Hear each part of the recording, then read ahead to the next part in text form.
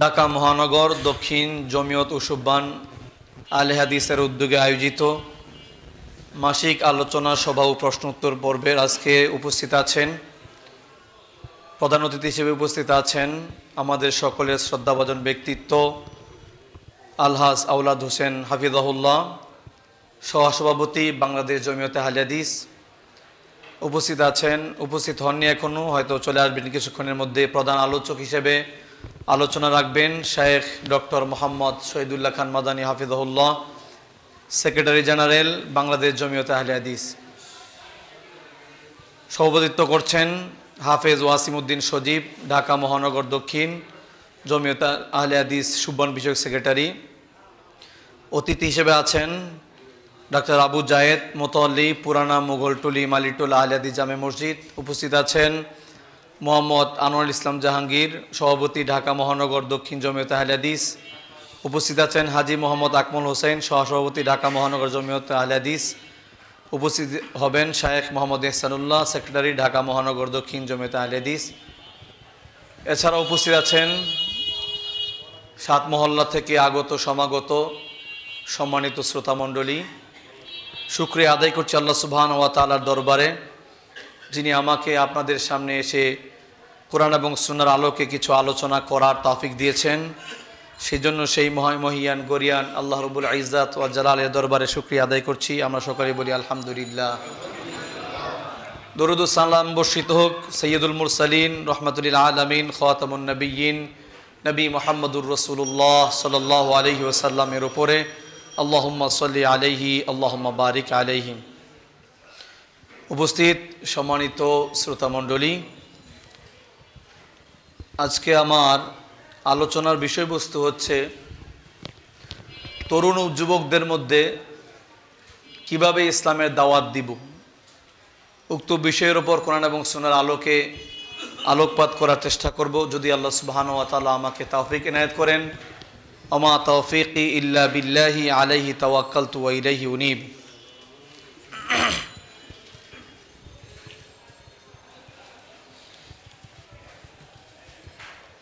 ওমর রাদিয়াল্লাহু তাআলা আনহু ফজরের সালাতে ইমামতি করছিলেন। এমন অবস্থায় একজন অগ্নিপূজক ওমর রাদিয়াল্লাহু তাআলা আনহুকে ছুরি দিয়ে আঘাত করার কারণে তিনি মারাত্মকভাবে আঘাতপ্রাপ্ত হন। অতঃপর ওনাকে বাসায় নিয়ে যাওয়া হয়। ডাক্তার যখন নিয়ে আসা হলো, ডাক্তার ওমর রাদিয়াল্লাহু তাআলা আনহুকে দুধ পান করালেন। অতঃপর যে দুধ তিনি পান করেছেন সেই দুধ আঘাতপ্রাপ্ত স্থান দিয়ে বের হয়ে আসছে। এমন অবস্থায় ডাক্তার বললেন যে ওমর রাদিয়াল্লাহু তাআলা আনহু আর পৃথিবীতে বেঁচে থাকবেন না। তৎকালীন যুগে আজকের মতো তো উন্নত চিকিৎসা ব্যবস্থা ছিল না, যার কারণে ডাক্তার বুঝতে পারলেন যে ওমর রাদিয়াল্লাহু তাআলা আনহু তিনি আর বেঁচে থাকবেন না।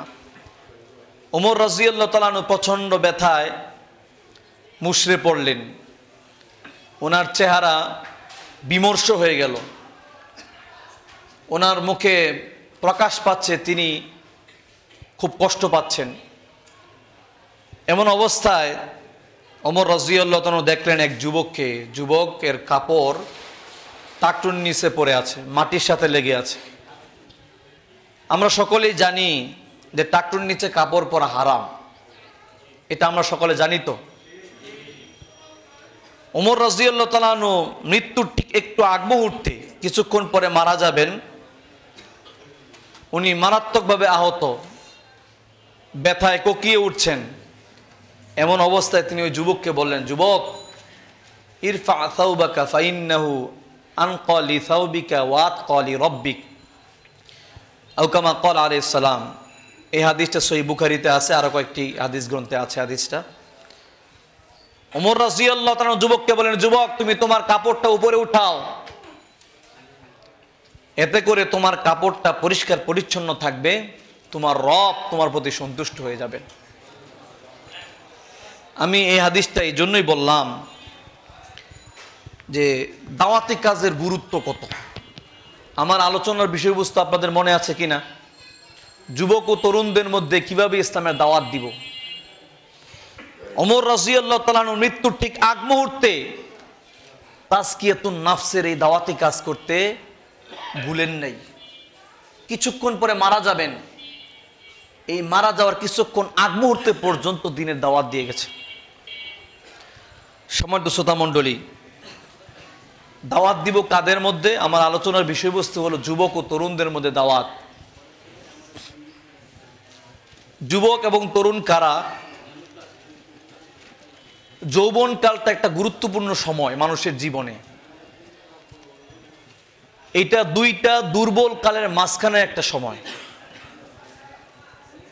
শিশুকাল, মানুষ যখন জন্মগ্রহণ করে তখন সে দুর্বল থাকে, সে তার নিজের কাজটা নিজে করতে পারে না, সে নিজে খাইতে পারে না, নিজে গোসল করতে পারে না, নিজে কাপড় পরতে পারে না, নিজে হাঁটতে পারে না, কোনো কিছুই করতে পারে না।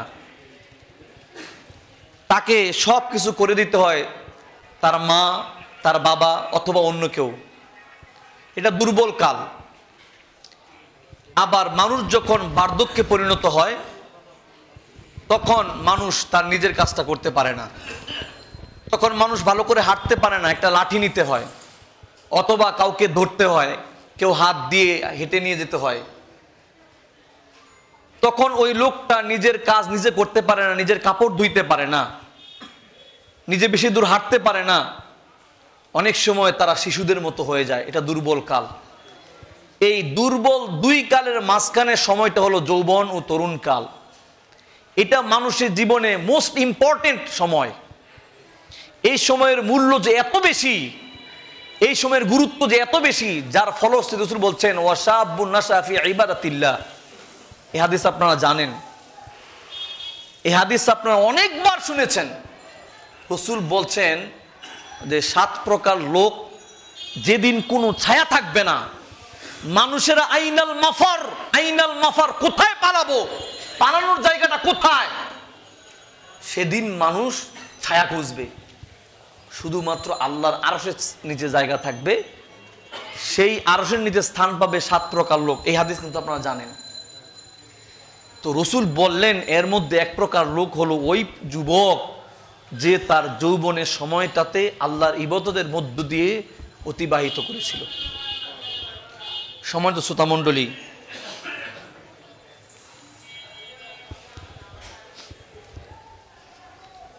আল্লাহ রাব্বুল আলামিন মহাগ্রন্থ আল কোরআনে একটা সূরা দিয়েছেন, সূরাতুল কাহাফ। যে সূরাটা প্রতি শুক্রবারে পড়া সুন্নাহ, মুস্তাহাব। রাসূল সাল্লাল্লাহু আলাইহি সাল্লাম পড়তেন, আমরাও পড়ি, আপনারা হয়তো অনেকে পড়েন। এখানে আল্লাহ বলছেন যে রাসূলুল্লাহ সাল্লাল্লাহু আলাইহি ওয়াসাল্লামের কাছে এক ইহুদি এসে রাসূলকে বলছে যে মুহাম্মদ, তুমি যদি 3টা প্রশ্নের উত্তর দিতে পারো তাহলে তোমার দিন ইসলামকে কবুল করব। একটা প্রশ্ন হলো যে আসহাবে কাহফ তারা কারা। 2 নম্বর প্রশ্ন হলো রূহ কি, ওয়াসআলুনাকা আনির রূহ। 3 নম্বর প্রশ্ন হলো ওয়াসআলুনাকা আন যিল করনাইন, মানে তারা প্রশ্ন করছে রূহ কি, যুলকরনাইনকে, আসহাবে কাহফ তারা কারা। মুহাম্মদ, তুমি যদি এই 3টা প্রশ্নের উত্তর দিতে পারো তাহলে তুমি যে দ্বীনের দাওয়াত দিচ্ছ আমরা সেই দ্বীনের দাওয়াত কবুল করব। রাসূল সাল্লাল্লাহু আলাইহি সাল্লাম বলছেন ঠিক আছে, কালকে তোমাদের প্রশ্নের উত্তর দিয়ে দিব। 1 দিন যায়, 2 দিন যায়, 3 দিন যায়, 5 দিন যায়, রাসূল উত্তর দিতে পারেন না। ইহুদিরা এসে রাসূলকে বলে মুহাম্মদ কই প্রশ্নের উত্তর দাও। রাসূল উত্তর দিতে পারে না। আবার আরেকদিন আসে, উত্তর দাও, উত্তর দিতে পারে না। এভাবে করে কোনো বর্ণনায় 14 দিন, কোনো বর্ণনায় 17 দিন রাসূল উত্তর দিতে পারেন না। আল্লাহ আয়াত নাজিল করলেন ওয়ালা তাকুলান্না লিশাইইন ইন্নী ফাইলুন যালিকা গাদা। কখনোই আগামীকালকে অবশ্যই এই কাজটা করব এইভাবে বলবা না। ইল্লা আইয়াশা আল্লাহ, যদি আল্লাহ চান। সেটা কি? ইনশা আল্লাহ। আমরা অনেক সময় কালকে এই কাজটা করব এরকম বলে দেই। আল্লাহ তার রাসূলকে ছাড় দেয় নাই, আপনি আর আমি কি? সম্মানিত শ্রোতা মণ্ডলী, এবার আল্লাহ আয়াত নাজিল করলেন, নাহনু নাকুসু আলাইকা নাবাআহুম বিল হক, আমরা আপনার কাছে তাদের বর্ণনা, তাদের ঘটনা, ইতিহাস, বৃত্তান্ত যথার্থরূপে বর্ণনা করব। ইন্নাহুম ফিতিয়াতুন আমানু বিরব্বিহিম ওয়াজিদনাহুম হুদা, নিশ্চয়ই তারা কয়েকজন যুবক যারা তাদের প্রতিপালকের উপরে ঈমান এনেছিল, আল্লাহ তাদের ঈমানকে আরো বেশি বাড়ায় দিয়েছেন। তারা কারা? কেন আল্লাহ রাব্বুল আলামিন এই আখিরে জমানার এই উম্মতের জন্য এটা দিলেন? কেন তাদের বৃত্তান্ত আমাদেরকে আল্লাহ সুবহানাহু ওয়া তাআলা দিলেন? কি তাদের মর্যাদা? তারা এমন কি কাজ করেছিল যে কাজের কারণে আল্লাহ তাদের পছন্দ করে তাদের কথাগুলো কোরআনে রেকর্ড করলেন? আর আপনি আর আমি পড়বো, প্রতি অক্ষরে অক্ষরে 10টা করে নাকি হবে। কি তাদের মর্যাদা? কি তারা করেছিল? তাদের তো মর্যাদার কারণ কি? তারা তাদের রবের প্রতি ঈমান এনেছিল যখন চতুর্দিকে শিরিক আর শিরকে ভরপুর ছিল। তারা কেন তাদের পরিবার পরিজন ত্যাগ করে বের হয়ে গিয়েছিল?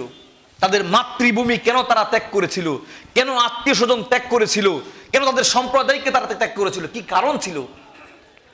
শুধুমাত্র তাদের ঈমানকে বাঁচানোর জন্য তারা চেষ্টা করেছিল। সম্মানিত শ্রোতা মণ্ডলী, এই জন্য আল্লাহ বললেন, ইন্নাহুম ফিতিয়াতুন আমানু বিরব্বিহিম ওয়াজিদনাহুম হুদা, নিশ্চয়ই তারা কয়েকজন যুবক যারা তাদের প্রতিপালকের উপর ঈমান এনেছিল। তারা শুধুমাত্র তাদের ঈমানকে বাঁচানোর জন্য তাদের পরিবার পরিজন ত্যাগ করেছে, সম্প্রদায় ত্যাগ করেছে, মাতৃভূমি ত্যাগ করেছে, আত্মীয় স্বজন ত্যাগ করেছে। কোথায় যাবে তার কোনো নিশ্চয়তা নাই। অনিশ্চিত এক গন্তব্যের পথে তারা রওনা হয়েছে। শেষ পর্যন্ত তারা পাহাড়কে বেছে নিয়েছে, পাহাড়ের এক গুহায় আশ্রয় নিয়েছে। আপনারা জানেন ঘটনা। ঈমানের মূল্য এত বেশি। আর আজকে আমরা কিভাবে ঈমান নষ্ট করছি জানেন? আমাদেরকে যুবকদের বেশি বেশি দাওয়াত দেওয়া দরকার। কারণ আমাদের দেশে প্রচুর শিক্ষা ব্যবস্থা আছে। এই নানানমুখী শিক্ষা ব্যবস্থায় সব তালগোল পেকে গেছে। এখন কে কোনটা পড়বে, কোনটা পড়লে ঈমান ঠিক থাকবে, এগুলোর আমাদের কোনো মূল্য নাই। এখন আমাদের যে শিক্ষা ব্যবস্থাটা আছে, দেখেন, আপনি নামাজের দাওয়াত দিবেন, নামাজ কবুল হলে তো ঠিক আছে। রোজার সিয়ামের দাওয়াত দিবেন, জাকাতের দাওয়াত দিবেন, হজের দাওয়াত দিবেন, ভালো কাজের দাওয়াত দিবেন, কোরআন শিক্ষার দাওয়াত দিবেন, কোরআন তেলাওয়াতের দাওয়াত দিবেন, মানুষকে ভালো কথা বলবেন। সব কিছুর আগে হলো ঈমান। আপনার ঈমান নাই, সালাত দিয়ে কি হবে? ঈমান নাই, জাকাত দিয়ে কি হবে? ঈমান নাই, হজ দিয়ে কি হবে? ঈমান নাই, সিয়াম দিয়ে কি হবে? কোরআন তেলাওয়াত দিয়ে কি হবে? আপনার ঈমান নাই। আর আজকে আমাদের ঈমান নষ্ট হচ্ছে কিভাবে জানেন? আমি আলোচনা সংক্ষেপে করার চেষ্টা করব ইনশাআল্লাহ। আমাদের যে শিক্ষা ব্যবস্থাটা আছে, আমাদের যে শিক্ষা ব্যবস্থা তৈরি হয়েছে, স্বাধীনতার পর থেকে এই পর্যন্ত 7টা শিক্ষা কমিশন গঠন হয়েছে। কয়টা? 7টা। প্রথম শিক্ষা কমিশন ছিল কুদরতে খোদা শিক্ষা কমিশন। এটার ভিতরে ইসলাম, নন ইসলাম সবই ছিল। তো এর পরবর্তীতে 2010 সালে একটা শিক্ষা কমিশন গঠন হয়। আর তৎকালীন প্রধানমন্ত্রী ঘোষণা দিয়েছেন 2010 সাল যে শিক্ষা ব্যবস্থা, শিক্ষা কমিশন গঠন হয়েছে, এটার পাঠ্যপুস্তক তৈরি হবে 2022 সালে, 12 সালে। তো সেখানে কি থাকবে? পাঠ্যপুস্তক তৈরি হবে 3টা মূলনীতির আলোকে। 1, ধর্ম; 2, বিজ্ঞান; 3, কারিগরি। এই 3টা জিনিসের আলোকে শিক্ষা ব্যবস্থা প্রণয়ন করা হবে। 2010 সালের সর্বশেষ শিক্ষা কমিশন অনুযায়ী ঘোষণা দেওয়া হয়েছে, তৎকালীন প্রধানমন্ত্রী বলেছিলেন। কিন্তু বাস্তবে দেখা গেল ওই 2012 সালে যখন পাঠ্যপুস্তক তৈরি করা হলো, ওইটার মধ্যে আছে 2টা, নাই 1টা। আছে বিজ্ঞান, আছে কারিগরি, কিন্তু নাই ইসলাম। ধর্ম কিন্তু আছে, নাই কি ইসলাম। কিভাবে কি করা হয়েছে? আপনার সায়েন্স থেকে ইসলাম বাদ, কমার্স থেকে ইসলাম বাদ, আর যেটা আছে আর্টস, যেটা আছে মানবিক, যেটা আছে এটার মধ্যে আপনার একাদশ শ্রেণী থেকে তো ইসলাম নাই। আর ইসলাম ও নৈতিক শিক্ষা নামে যে এটা পাঠ্যপুস্তক তৈরি করা হয়েছে, এইটা পরীক্ষার মানে আপনার যে বোর্ডে পরীক্ষা দিবেন, এইটার দিয়ে কোনো পরীক্ষা হবে না। মানে আপনার এক গ্রেড এ প্লাস বি, এক grade B grade C grade A plus golden যেটা আসবে, গ্রেড নির্ণয় যেটা হয়, এই গ্রেড নির্ণয়ে এই ইসলাম ও নৈতিক শিক্ষা কোনো ভূমিকা রাখবে না। মানে এটার বোর্ডের কোনো পরীক্ষা নাই, ক্লাস আছে কিন্তু কি নাই, ঐচ্ছিক। এখন ছাত্ররা কি পড়বে এটা যেটার পরীক্ষা নাই? আর ছাত্ররা যখন পড়বে না এই সাবজেক্টটা, ক্লাস করবে না, ক্লাস করলে যে না করলে সেই, তো ওই সাবজেক্টের শিক্ষকের কি অবস্থা? তিনি একজন গুরুত্বহীন শিক্ষকে পরিণত হন নাই? তারপরে দেখেন, আমি যেই জায়গায় পয়েন্টটা টানতে চাচ্ছি, আমাদের শিক্ষা ব্যবস্থায় কি বাদ দেওয়া হয়েছে সেটা পরে যাচ্ছি, কি ঢুকানো হয়েছে এটা আমি আপনাদেরকে আগে বলি। আমি যে কেন বললাম, আপনার নামাজ তখন পড়বেন যখন আপনার ঈমান ঠিক থাকবে, যাকাত তখন দিবেন যখন ঈমান ঠিক থাকবে, সিয়াম তখন রাখবেন যখন ঈমান ঠিক থাকবে, হজ তখন করবেন যখন ঈমান ঠিক থাকবে, কোরআন তেলাওয়াত তখন করবেন যখন ঈমান ঠিক থাকবে। ঈমান নাই, সালাত দিয়ে কি করবেন?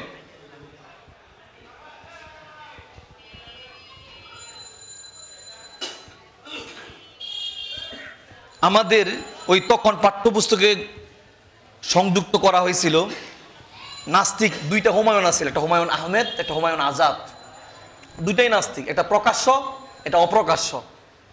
তো প্রকাশ্য নাস্তিক হুমায়ুন আজাদের বই নামে একটা কবিতা, যা মূলত মুসলমানদের ধর্মগ্রন্থ মহাগ্রন্থ আল কোরআন বিরোধী। এটা এই বই নামক কবিতাটা ঢুকাইছে। দেখেন, ষষ্ঠ শ্রেণীতে প্রবেশ করানো হয়েছে বাংলাদেশের হৃদয় নামক একটা কবিতা। কেন আমি কথাগুলো বলছি? আমি যতই আলোচনা করি, যদি আমার ঈমান ঠিক না থাকে, আমার এই আলোচনা কোনো মূল্যই নেই। আমার দাওয়াতটা দিতে হবে যুবকদের মধ্যে, আমার আলোচনা বিষয়বস্তু কিন্তু তাই, আমার মূলে হাত দিতে হবে আগে।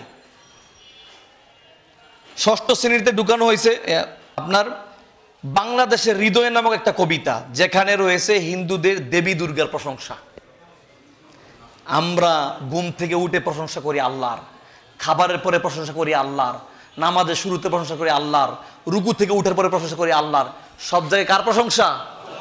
আর মুসলমানের বাচ্চাকে শেখানো হয়েছে এতদিন যে দেবী দুর্গার প্রশংসা। ষষ্ঠ শ্রেণীতে সংযুক্ত করা হয়েছে লাল গরুটা নামক একটা ছোট গল্প, যা দিয়ে কোটি কোটি মুসলিম শিক্ষার্থীদের শেখানো হচ্ছে গরু হচ্ছে মায়ের মতো। কোন মুসলমানের বাচ্চা গরুকে মায়ের মতো মনে করে? ষষ্ঠ শ্রেণীতে অন্তর্ভুক্ত করা হয়েছে ভারতের হিন্দুদের তীর্থস্থান রাঁচির ভ্রমণ কাহিনী। তারপরে সপ্তম শ্রেণীতে দেখেন কত ভয়ানক, লালু নামক গল্পে মুসলিম ছাত্রদের শিক্ষা দেওয়া হয়েছে পাঠা বলির নিয়ম কারণ। পাঠা বলি, মুসলমানটাকে বলি দেয় না কুরবানি দেয়? ভয়ঙ্কর কোন জায়গায় সেখানে আসছি। অষ্টম শ্রেণীতে পড়ানো হচ্ছে হিন্দুদের ধর্মগ্রন্থ রামায়ণ। দেখেন, একদিন রাসূলুল্লাহ সাল্লাল্লাহু আলাইহি ওয়াসাল্লামের সামনে আবু বকর ওমর দুইজনেই বসা। ওমর রাদিয়াল্লাহু তাআলা আনহু একটা তাওরাতের একটা নুসখা, একটা পাণ্ডুলিপি নিয়ে এসে পড়া শুরু করছেন।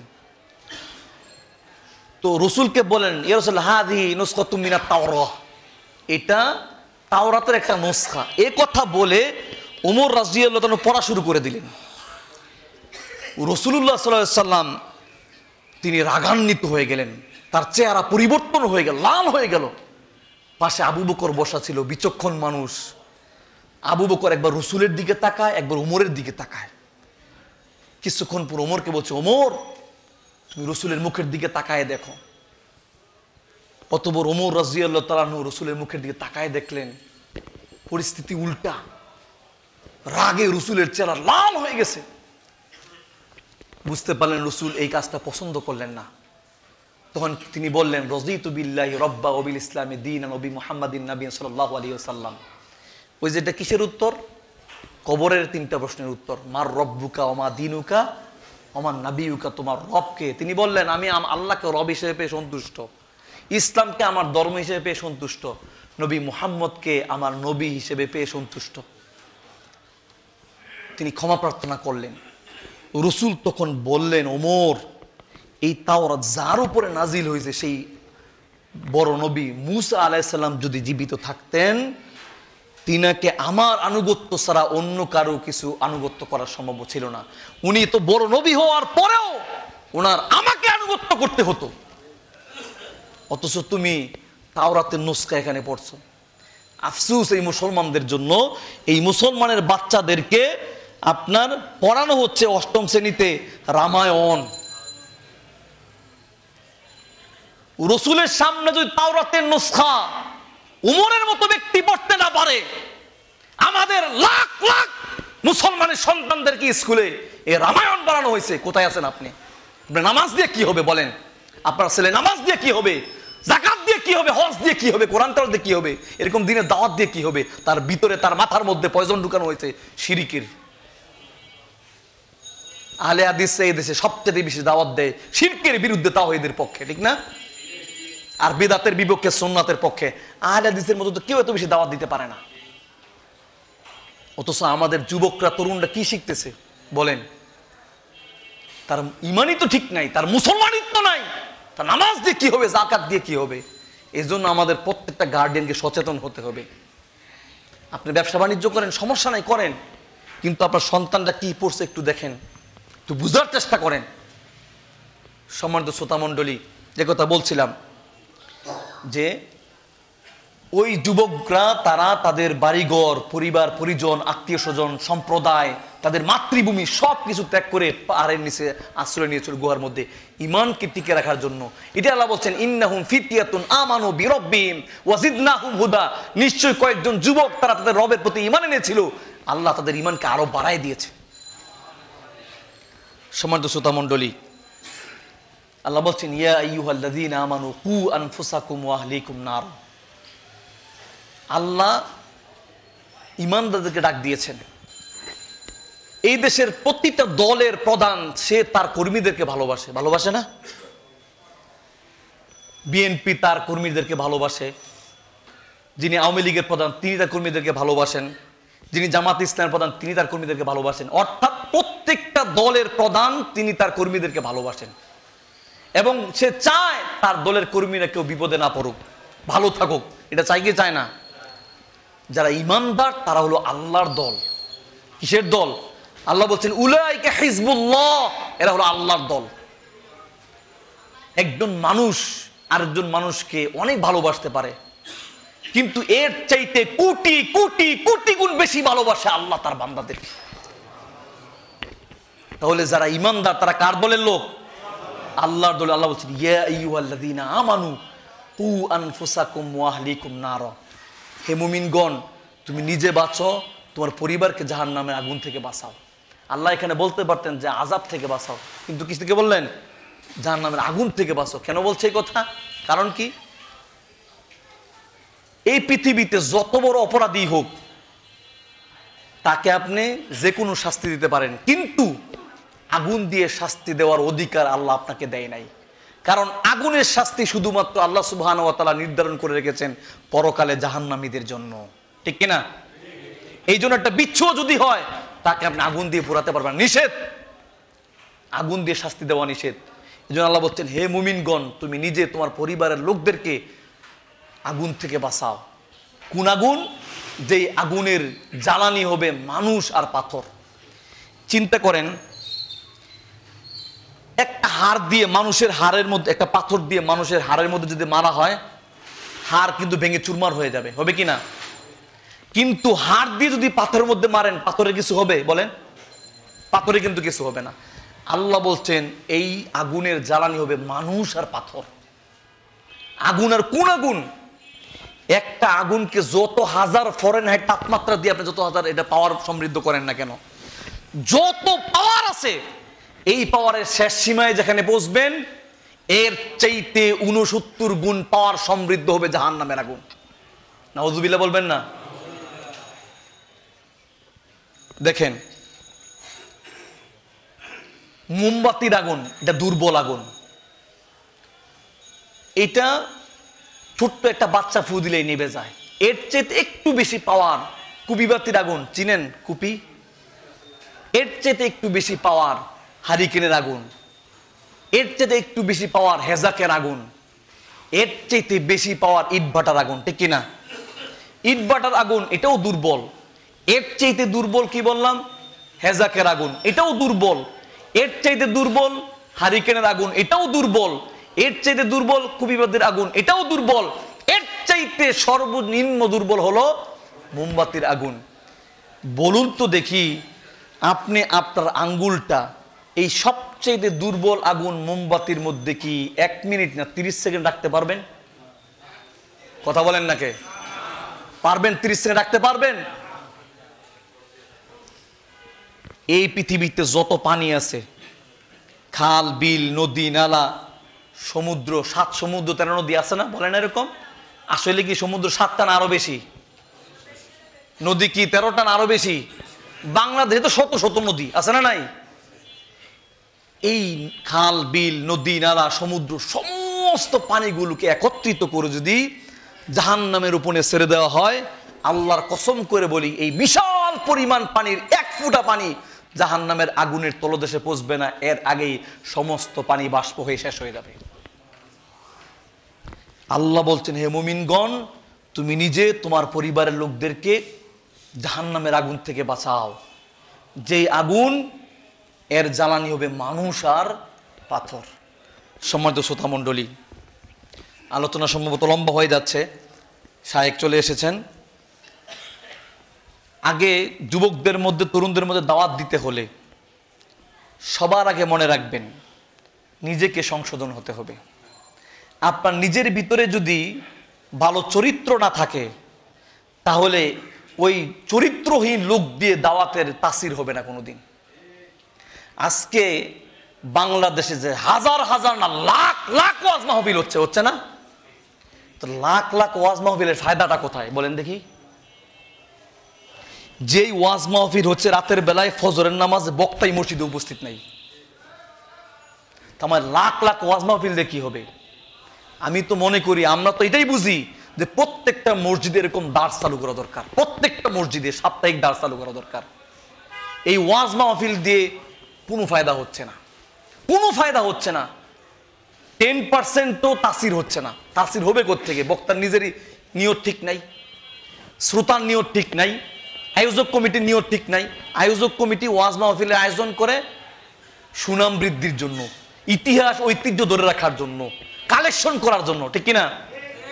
আবার শ্রোতা মণ্ডলী আসে কে কত ভালো আলোচনা করতে পারে, কার আলোচনা কত মজা লাগলো, কার আলোচনা কত সুন্দর হলো, আমলের নিয়তে 5% মুসল্লি সেখানে আমার এই ওয়াজ শুনতে যায় না। তারপরে যিনি বক্তা ওনার কথা বাতি দিলাম, টাকা পয়সা কম পেলে তো মাথাই নষ্ট। সম্মানিত শ্রোতা মণ্ডলী, যে কথা বলছিলাম যে এই যে এত ওয়াজ মাহফিল কেন এর তাসির নাই কেন, নানাবিধ কারণ আছে। এর মধ্যে একটা কারণ হলো আমরা যারা আলোচক আছি, আমরা যারা বক্তব্য দেই, আমাদের নিজেদের ভিতরে আল্লাহর ভয় নাই, তাকওয়া পরহেজগারিতা নাই, আমাদের নিজেরই তাসির নাই। এই জন্য এই সমস্ত ওয়াজ মাহফিলগুলো কাজ হচ্ছে না। এই জন্য মনে রাখবেন, আলোচনা করবেন এটা ভালো একটা নিয়ত, দিনের দাওয়াত দিবেন, যুবকরা দাওয়াত দিবে ভালো নিয়ত, কিন্তু যুবক তোমাকে আগে ঠিক হতে হবে, তোমার চরিত্র ভালো থাকতে হবে, তোমাকে সমস্ত নেশাদার দ্রব্য ছাড়তে হবে, তোমাকে 5 ওয়াক্ত নামাজ আদায় করতে হতে হবে, তোমাকে মসজিদে জামাতে সালাত আদায় করতে হবে, তোমার ভিতরে ইলম থাকতে হবে, তোমার পোশাক পরিচ্ছদের ভিতরে সুন্নাহ থাকতে হবে, তোমার ইমানদারিতে ঠিক থাকতে হবে, কথা ঠিক থাকতে হবে, কোনো ফাহেসা অশ্লীল বাক্য মুখ দিয়ে বের করা যাবে না, তোমাকে নম্র হতে হবে, তাহলে তোমার দ্বারা দিনে দাওয়াতি কাজ হবে। এই জন্য আগে নিজে সংশোধন করা দরকার। দিনে দাওয়াতি কাজ করবেন এটা ভালো, এইটা গোটা শরীরের একটা হাত, কিন্তু গোটা শরীর না। যেমন ধরেন আমি যে গায়ে একটা কাপড় পরে আছি বা আপনি যে জামাটা পরে আছেন, একটা সাদা একটা জামা, টোটাল জামাটাই ময়লায় আচ্ছাদিত হয়ে আছে, কিন্তু এই ময়লায় আচ্ছাদিত জামাটা শুধুমাত্র একটা হাতা ধুইলেন সাবান দিয়ে, টোটাল বাকিটুকু ময়লা আচ্ছাদিত, এটা ধন নাই। আপনি বলেন তো দেখি, এই কাপড় পরে সমাজে বের হতে পারবেন? কারণ এক হাতা মাত্র পরিষ্কার, বাকিগুলো কি ময়লায় আচ্ছাদিত। এই জামাকে দিয়ে আপনি কিন্তু সমাজে বের হতে পারবেন না, টোটালটাই পরিষ্কারের প্রয়োজন আছে। দিনে দাওয়াতি কাজ করলো ভালো কথা, কিন্তু এই ভালো কথা মানে কি, আমার একটা হাতা পরিষ্কার হলো, কিন্তু বাকি টোটালটাই আমার চরিত্রের পরিবর্তন ঘটানো দরকার। সম্মানিত শ্রোতা মণ্ডলী, আগে নিজেকে কিভাবে দাওয়াত দিব, নম্র ভদ্র হতে হবে। আল্লাহ কোরআনে বললেন, ফাবিমা রাহমাতিম মিনাল্লাহি লিনতা লাহুম ওয়ালাউ কুনতা ফাযযান গালিযাল কলবি লানফাযযু মিন হাওলিক। নবী, আপনি যদি আল্লাহর দয়ায় রহমশীল দয়াবান না হতেন, মানুষেরা আপনার থেকে পালাইতো। মানুষেরা কি হতো? পালাইতো। রাসূলুল্লাহ সাল্লাল্লাহু আলাইহি ওয়াসাল্লাম ইসলামের দাওয়াতের আগে আল্লাহ রাব্বুল আলামিন রাসূল সাল্লামকে তৈরি করেন নাই? রাসূল সাল্লাল্লাহু আলাইহি ওয়াসাল্লাম যখন নাকি দ্বীনের দাওয়াত দিচ্ছেন, তখন যখন প্রথম ওহী প্রাপ্ত হলেন, তখন রাসূল সাল্লাম ভয়ে ভীত সন্ত্রস্ত হয়ে কাঁপতে লাগলেন। তখন ওনার স্ত্রী ওনাকে বললেন যে আল্লাহ রাব্বুল আলামিন কাল্লা ওয়াল্লাহি মা ইউখজিকাল্লাহু আবাদান ইন্নাকা লাতাসিলুর রহিম। তখন ওনার স্ত্রী খাদিজাতুল কুবরা রাদিয়াল্লাহু আনহা বললেন, আল্লাহর কসম করে বলি, আল্লাহ আপনাকে কখনোই লাঞ্ছিত করবেন না। দেখেন কি বলছে, আল্লাহ কখনোই কশিনকালে আপনাকে লাঞ্ছিত করবেন না। রাসূল সাল্লাম যখন ভয়ে প্রকম্পিত হয়ে কাঁপতে লাগলেন, যখন ওনার গায়ে কম্বল দেয়া হলো, তখন ওনাকে সান্ত্বনা দিচ্ছেন ওনার স্ত্রী খাদিজাতুল কুবরা রাদিয়াল্লাহু তাআলা আনহা। বিচক্ষণ মহিলা, তৎকালীন যুগে একজন ব্যবসায়ী ধনী মহিলা ছিলেন, বিচক্ষণ বুদ্ধিমান মহিলা ছিলেন। তিনি বলছেন, আল্লাহর কসম করে বলি, আল্লাহ আপনাকে কখনো লাঞ্ছিত করবেন না, কারণ আপনি এরকম মানুষই না, লাঞ্ছিত হওয়ার মতো মানুষই না আপনি। কেন? আপনি আত্মীয়তার সম্পর্ক বজায় রাখেন, আপনি অসহায় মানুষদের সাহায্য সহযোগিতা করেন, আপনি দরিদ্র মানুষের সাহায্য সহযোগিতা করেন, অভাবী যে তার অভাব পূরণ করেন, বিপদগ্রস্ত ব্যক্তিকে সাহায্য করেন, হক কাজে আপনি সবসময় এগিয়ে যান। এই যে এই কাজগুলো করেন, সুতরাং এগুলো ভালো চরিত্রের অধিকারী মানুষ। আল্লাহ রাব্বুল আলামিন রাসূলকে এই নবুয়ত দেওয়ার পূর্বে রাসূলকে আগে তৈরি করলেন। সুতরাং আমি যে দাওয়াত দিব, আমার চরিত্রটা কি সেরকম হওয়া দরকার। এই জন্য যুবকরা আমার দাওয়াত তখন কবুল করবে যখন আমার চরিত্র ভালো হবে। আমি ভালো মানুষ হয়ে তারপর আমি যুবকদেরকে দাওয়াত দিব। আমার মুখের ভাষা ঠিক হতে হবে। আমি যদি অশ্লীল ফাহেসা কথাবার্তা বলি, আমি যতই দিনের দাওয়াত দেই, ওই বেটা আমার দাওয়াত নিবে না, কারণ ওই বেটা নিজেই তো ঠিক নাই, তার ভাষা ঠিক নাই। আমি নামাজ পড়ি না, আমার সালাত ঠিক নাই, কারণ আমার নিজের ইমানই তো ঠিক নাই এখন পর্যন্ত। তাহলে আমি 5 ওয়াক্ত নামাজি এখন পর্যন্ত হতে পারলাম না, আমার দাওয়াত কে কবুল করবে? এই জন্য যিনি দায়ী হবেন, তার দাওয়াত গ্রান্টেড হওয়ার জন্য আগে তার নিজের পরিবর্তনের দরকার। 2 নম্বর বিষয় হলো, যখন আমরা দাওয়াত দিব তখন মানুষের সাথে, যুবকদের সাথে বন্ধুত্ব সৃষ্টি করতে হবে। বন্ধুত্ব এটা অত্যন্ত গুরুত্বপূর্ণ একটা পয়েন্ট। এই জন্য দেখবেন আমাদের দেশে অনেক ইসলামিক দল আছে, তারা দাওয়াত দেওয়ার আগে তার সাথে বসবে, তার সাথে চলবে, তাকে চা খাওয়াবে, তার সাথে কয়েকদিন ঘুরবে, তার বিভিন্ন কাজে তাকে সাহায্য সহযোগিতা করবে, আগে তার প্রতি আকৃষ্ট করবে, তারপরে এইবার দাওয়াত দিবে। এইভাবে যদি দাওয়াত দিতেন তাহলে এই দাওয়াত ফলপ্রসূ হয়। এই জন্য দেখবেন যারা তাবলিগ করে, বিশেষ করে তাবলিগ, এই যে আসেন আপনার বিদাতি তাবলিগ, এদের মধ্যে কয়েকটা ভালো গুণ আছে, কিছু ভালো গুণ আছে। এর মধ্যে এইটা, তারা আপনার সুন্দর আচরণ করে, ভালো কথাবার্তা বলবে, তারপরে এগুলো করে তাদের দিকে ধাবিত করবে। এই জন্য আপনি যখন দাওয়াত দিবেন যুবকদের মধ্যে, তাদের সাথে বন্ধুত্ব সৃষ্টি করতে হবে আগে। যদি বন্ধুত্ব সৃষ্টি করতে পারেন তাহলে আপনার দাওয়াতে ফলপ্রসূ। আন্তরিকতা, উত্তম চরিত্র তাদেরকে প্রদর্শন করতে হবে।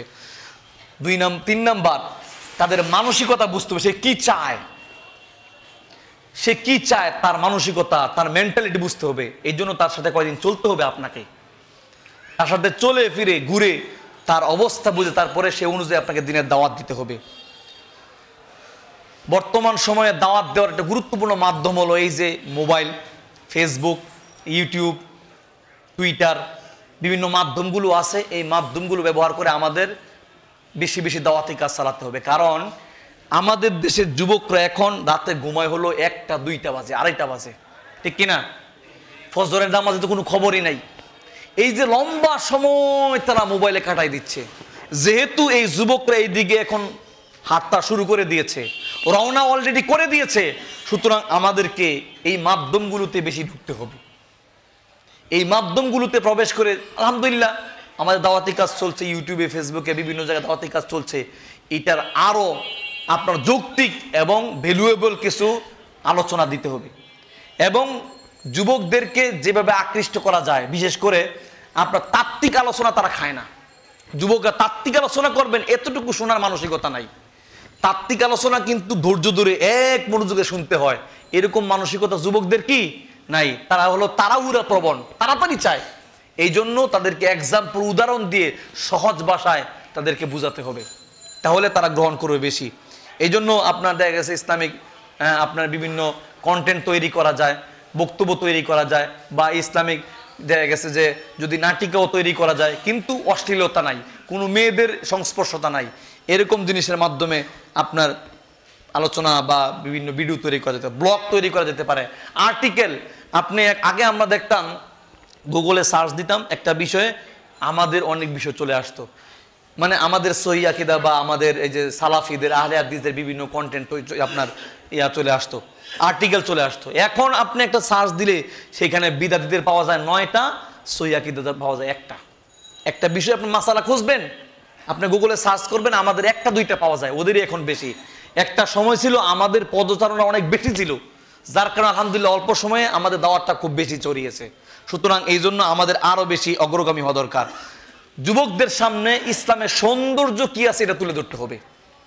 আমাদের বর্তমানে এই আধুনিক যুবক যারা আছে, এদের কাছে ইসলামের সৌন্দর্য, তরুণদের মধ্যে ইসলামের সৌন্দর্য দিয়ে তাদেরকে ইসলামে আকৃষ্ট করতে হবে। তারপরে তাদের প্রয়োজন কি আছে এগুলো গুরুত্ব দিতে হবে। এই জন্য বিশেষ করে সংগঠন যারা আছে, এইটা যুবকদের প্রয়োজন কি এটা বুঝে তারা কাজ করে।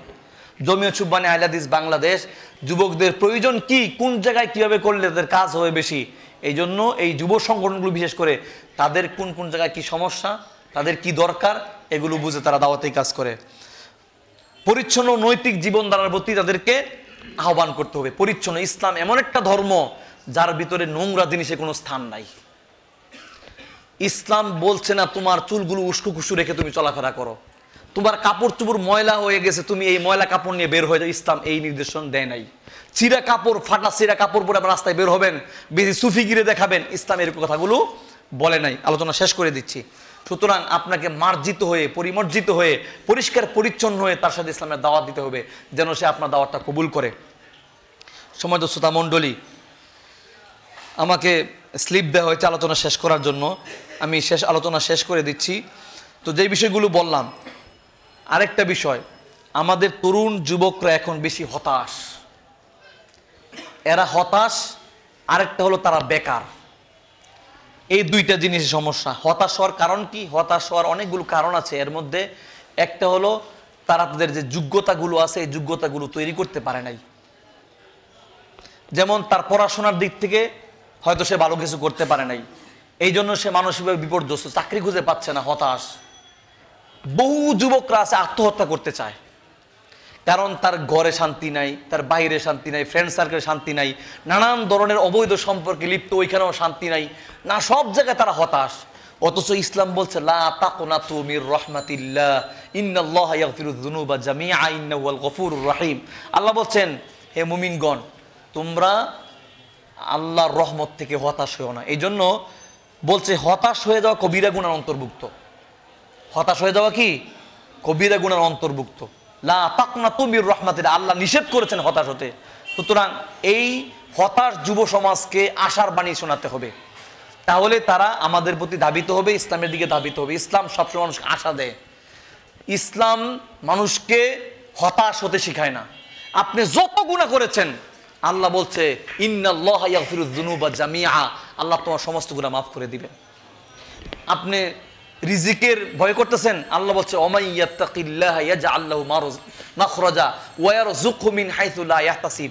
তুমি তাকওয়া পরহেজগারিতা অবলম্বন করো, আল্লাহ তোমার বের হওয়ার রাস্তা তৈরি করে দিবেন। তুমি তাকওয়া পরহেজগারিতা অবলম্বন করো, আল্লাহ তোমাকে বেহিসাব রিজিক দিবেন। আমি একটা কথা বলে আলোচনা শেষ করব, একটা এক্সাম্পল দিব। যে কথা বলছিলাম প্রথমে, যে আজকে বিভিন্ন জায়গায় দাওয়াত দেই কিন্তু কোনো ফল নাই, কোনো রেজাল্ট নাই, আলোচনার কোনো বেনিফিট পাই না, মানে মানুষের মধ্যে কোনো পরিবর্তন নাই। শেষ করে দিচ্ছি। আমার মসজিদে একজন মুসল্লি আসলেন, মাগরিবের নামাজে পরে এসে আমাকে বলছেন, হুজুর একটু যদি সময় দিতেন আমাকে একটা বিষয়ে আলোচনা করতাম। ঠিক আছে বলেন। বলেন হুজুর, ওই যে পাশে আমি স্যার জন উইলসন স্কুলের টিচার, বাংলাদেশের নাম করা একটা স্কুল স্যার জন উইলসন স্কুল, এটা আপনার এই যে বেড়াইদের আগে এই সাঁতারকুলে পড়ছে, এটা ইউনাইটেড ইউনিভার্সিটির সামনে। তো বলছে যে আমি সেখানে অ্যাকাউন্ট অফিসার হিসেবে আমি সেখানে কাজ করি। তো আমাকে এই যে প্রভিডেন্ট ফান্ডের টাকার হিসাব করতে হয়। তো এটা কি জায়েজ? কারণ এটার ভিতরে সুদ আছে। কারণ এই টাকাগুলো এমপ্লয়ি যারা আছে, যারা এখানে কর্মকর্তা আছে, যারা শিক্ষক আছে, তাদের টাকাগুলো 50 মানে 100% না দিয়ে কিছু টাকা ব্যাংকে জমা রাখা হয়, সেখান থেকে কিছু লভ্যাংশ আছে, মানে সুদ হিসেবে এইটা যখন চাকরি শেষ বা কেউ চলে যায় তখন এটা হিসাব করে আমাকে তাকে দিতে হয়। এই কাজটা আমি করি, মানে আমার কাজের মধ্যে এটাও একটা অংশ। তা আমার জন্য জায়েজ? এটা তো সুদের সাথে সম্পৃক্ত। তো আপনারা কি বলেন, এটা জায়েজ? সুদ তো এমন নিকৃষ্ট জিনিস যে 1 টাকা সুদ খেলেও 36 বার জেনা করার অপরাধ। 70টা অপরাধ, এর মধ্যে সবচেয়ে নিকৃষ্ট হলো নিজের আপন মায়ের সাথে জেনা করা। তো কোনো মুসলমানকে এই কাজ করতে পারে বলেন? তো উনি বলছেন, হুজুর আমি তো এই সমস্যার মধ্যে পড়ছি, আমি তো জানি এটার সাথে সুদ রিলেটেড, আমি তো এই কাজ করতেছি, আমি কি করতে পারি? আমি বলছি এটা আপনার জন্য জায়েজ না। উনি বলছে ঠিক আছে, তাহলে আমি চাকরিটা ছেড়ে দিব। উনি পরের দিন গেছেন, গিয়ে আলাপ করছেন, কর্মকর্তা যারা দায়িত্বশীল আছেন কর্তৃপক্ষকে বলছেন আমি এই চাকরি করব না। তখন বলছে ঠিক আছে, এটা যেহেতু রিলিজিয়াস বিষয়, তো এক কাজ করেন, আপনি ধৈর্য ধারণ করেন, আমরা অন্য একটা পোস্টে চাকরি খালি হলে আপনাকে আমরা অ্যাডমিনে বা অন্য কোথাও দিয়ে দিব। তো আমার কাছে আসছেন পরের দিন, এসে বলতেন হুজুর আমাকে তো এই কথা বলছে, কর্তৃপক্ষ আমাকে এই কথা বলছে। আমি তো বললামই যে 1 মুহূর্ত দেরি করাও কি সম্ভব না। তো আমি একজন শায়েখকে ফোন দিলাম, আমাদের আপনারা চিনবেন আব্দুর রউফ মাদানী ভাইকে ফোন দিলাম, অনেক সময় কথা হয়। আমি বললাম যে আপনি ওনার সাথে কথা বলেন। আব্দুর রউফ ভাই বললেন যে না, এটা সুযোগ নাই, একদিন দেরি করাও কি সুযোগ নেই, কারণ মানুষের হায়াত মওতের কোনো নিশ্চয়তা নাই। আপনি যে পরবর্তী তওবা করবেন তার কোনো নিশ্চয়তা আছে? উনি বলেন যে জায়েজ না। তখন আমি ওনাকে যখন এই কথা বললো, ওনার মুখটা মলিন হয়ে গেল। কারণ ইনস্ট্যান্ট তিনি চাকরি ছেড়ে দিবেন নিয়ত করেছেন, কিন্তু নতুন চাকরির তো ব্যবস্থাপনা হয় নাই। তিনি থাকেন বাসা বানা নিয়ে, ওনার স্ত্রী সন্তান আছেন, আর ওনার যেই স্যালারি পান সেই স্যালারি দিয়ে কি মাস শেষ হইতে সব টাকা পয়সা শেষ হয়ে যায়। এই মুহূর্তে চাকরিটা ছেড়ে দিবেন, মুখটা মলিন হয়ে গেল। আমি ওনাকে বললাম, এই আয়াতটাই বললাম, ওয়ামাই ইয়াত্তাকিল্লাহা ইয়াজআল লাহু মাখরাজা ওয়া ইয়ারযুকহু মিন হাইথু লা ইয়াহতাসিব। যে ব্যক্তি আল্লাহকে ভয় করে, তাকে অবলম্বন করে, আল্লাহ তার বের হওয়ার রাস্তা তৈরি করে দেয়, আল্লাহ তাকে বেহিসাব রিজিক দান করে।